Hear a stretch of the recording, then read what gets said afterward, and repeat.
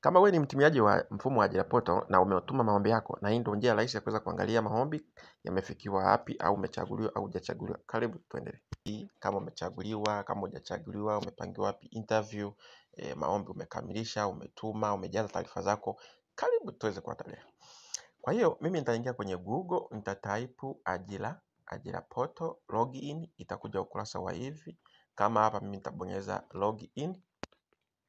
Kwa hiyo nitasubiri itafunguka, ukurasa utakuwa hivi. Kwa hiyo nitaingiza taarifa zangu hizi za kulogin, nitalogin.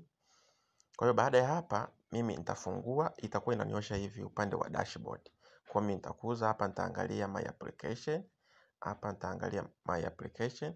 Kwenye my application nitakuta mimi niliapply sehemu moja, ni apply ajira nafasi moja. Kwa hiyo nitaingia hapa, itaniambia post details. Hapa nitaangalia kazi niliyo apply, interview number. Hapa nitaangalia status, shortlisted.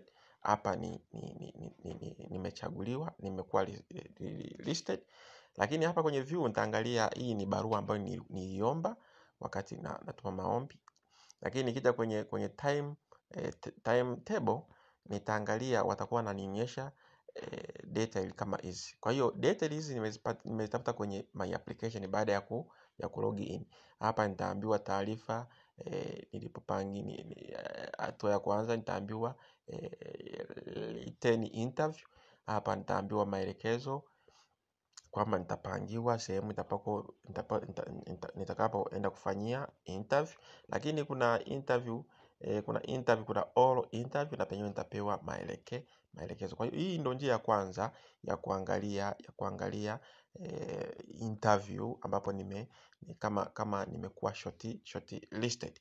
Kama ni mara yako ya kwanza kuitazama video hii au channel hii, nakukumbusha kusubscribe, kulike na comment ili uwe wa kwanza kutazama video zetu au kujulishwa tutakapokuwa tunaposti video za namna hii.